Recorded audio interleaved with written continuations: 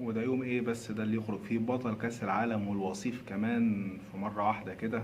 طبعا اذا كان متوقع خروج كرواتيا من اسبانيا رغم قلنا المستوى الفني المتقارب ما بينهم، ولكن خلينا نتكلم عن المفاجأة والمصيبة اللي حصلت طبعا في اليورو. يعني امبارح يخرج بطل النسخة اللي فاتت لليورو البرتغال، والنهاردة فرنسا، وكمان حتى الوصيف بيخرج. يعني نتكلم عن لعنة بطل بشكل عام، ولا نتكلم عن ايه بالظبط، ولا عن الكارثة دي آه، ازاي اي حد يقدر يستوعبها؟ يعني جه في بالي كده ان طبعا معروف لعنة كأس العالم بان المنتخب الايطالي لما خده في 2006 خرج من الدور الاول في 2010، ولما اسبانيا خدته في 2010 خرجت من الدور الاول في 2014، ولما المانيا خدته في 2014 خرج من الدور الاول في 2018. لو نبص كده على اليورو في اخر كام مسابقة، نلاقي ان اسبانيا اللي خدت اليورو في 2012 خرجت من الدور ال 16 في يورو 2016، والبرتغال بطلة النسخة 2016 خرجت بقى من الدور ال 16 ده، وراحت معها كمان فرنسا اللي هي بطلة العالم. ومش عارف ايه اخرة لعنة اللقب اللي بتحل على الفرق في كل البطولات بعد ما تاخد لقب كبير سواء زي اليورو او الكاس عالم في الفترة الأخيرة. يعني إذا كنا بنتكلم عن كرواتيا وأسبانيا، فكان يعني شيء متوقع لناس كتير إن أسبانيا تقدر تفوز رغم إن أدائها ضعيف نسبيا طبعا. وفكرة إن المدرب عنده اختيارات، لكن هو قرر إنه يستغنى عن أي لاعب من ريال مدريد ويعمل تشكيلة جديدة يدخل بيها البطولة وبأداء غير مقنع. وكرواتيا هي ده النجوم اللي عندها ودي قدرتهم وإمكانياتهم. وقلت في فيديو توقعات طبعا اللي هو يعتبر في التوقعات بالنسبة لي وبالنسبة لكل شاركوا لم ينجح أحد طبعا، خصوصا بعد صدمة خروج هولندا وفرنسا. هي لن ينجح أحد طبعا، لأن كنت قلت وقتها إن كرواتيا وأسبانيا متقاربين، ممكن نشوف ماتش متقارب فنيا. وفعلا شفنا ده، ولما انتهى طبعا ب3-3 في نتيجة مثيرة. وعايز أقول لكم إن النهاردة بس اتسجل 14 هدف في المباراتين، سواء كرواتيا وأسبانيا او فرنسا وسويسرا اللي خلص 3-3، وده اعلى معدل تهديفي في الدور ال 16 يمكن في تاريخ البطوله كلها. ولسه الرقم ده هيتاكد طبعا بعد ما تنتهي مواجهه السويد واوكرانيا والمانيا وانجلترا. ومنتخب اسبانيا قدر ان هو يحقق اكبر انتصار في تاريخ اليورو، ويبقى هو المنتخب الوحيد اللي فاز في ماتشين ورا بعض بنتيجة 5. ده اول حد يقدر يعملها.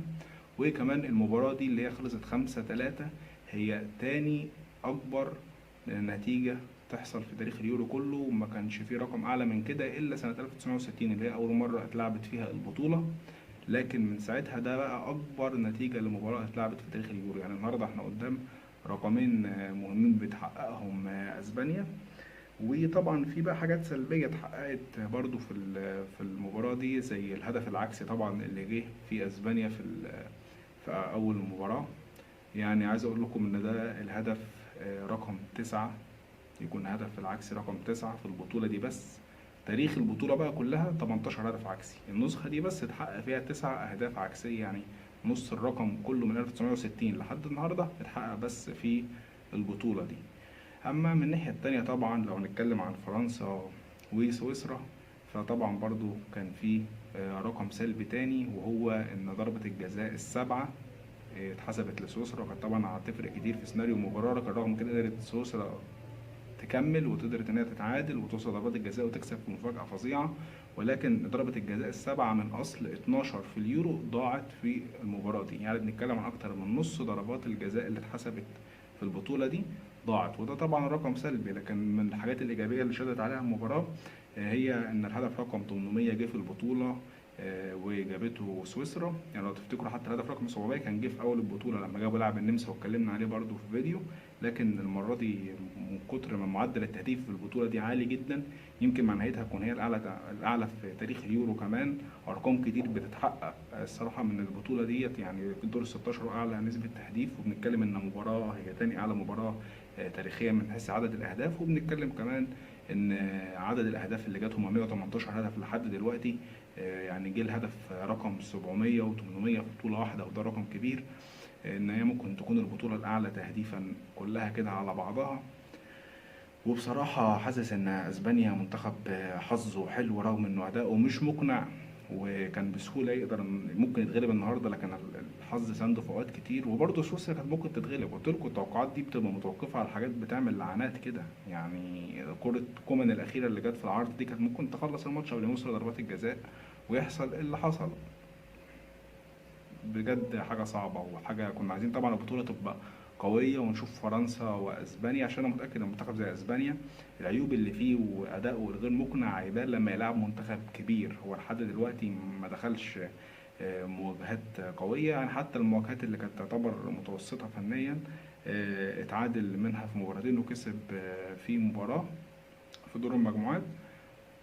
وكرواتيا اللي هي ما باليد حيلة وليس بالإمكان أفضل من مكان، قدرت إن هي تفوز عليها يعني في الإكسترا تايم كمان. لكن لو كانت قابلت فرنسا كان الوضع يبقى مختلف تماما. لكن واضح إن أسبانيا حظها حلو وسكتها سالكة. يعني إذا كانت سويسرا قدرت تعمل المرة دي معجزة، فيمكن صعب إن هي تحققها تاني، لكن مش بعيد إن قدام أسبانيا تقدر إن سويسرا تعملها تاني. كل ده بقى نتعرف عليه في التوقعات لما نتكلم عن دور الثمانية. كفاية التوقعات المفاجئة، يعني الواحد ممكن يجيله عقدة من التوقعات بعد كده. ولكن خلاص اسبانيا كده وسويسرا في الدور الثمانية، وعندنا من ناحية طبعا بلجيكا وايطاليا. لحد دلوقتي طبعا هي دي المباراة اللي هتكون اقوى في دور الثمانية.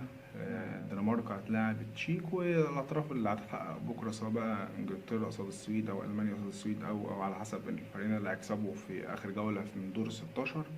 فاحنا قدام مواجهة وحيدة تعتبر هي اللي قوية ونسبة التوقع فيها صعبة بشكل كبير، رغم ان مبقاش في خلاص يعني مجال للتوقعات من كتر ما المفاجآت بقت موجودة.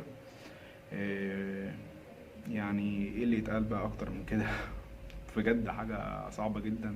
خروج فرنسا كان نفسنا الفريق يكمل عشان نشوف أداء ممتع أكتر ومواجهات أقوى وأقوى، ولكن إنها كرة القدم، ويبدو إننا قدام أقوى نسخة من تاريخ اليورو لو استمر على المعدل ده.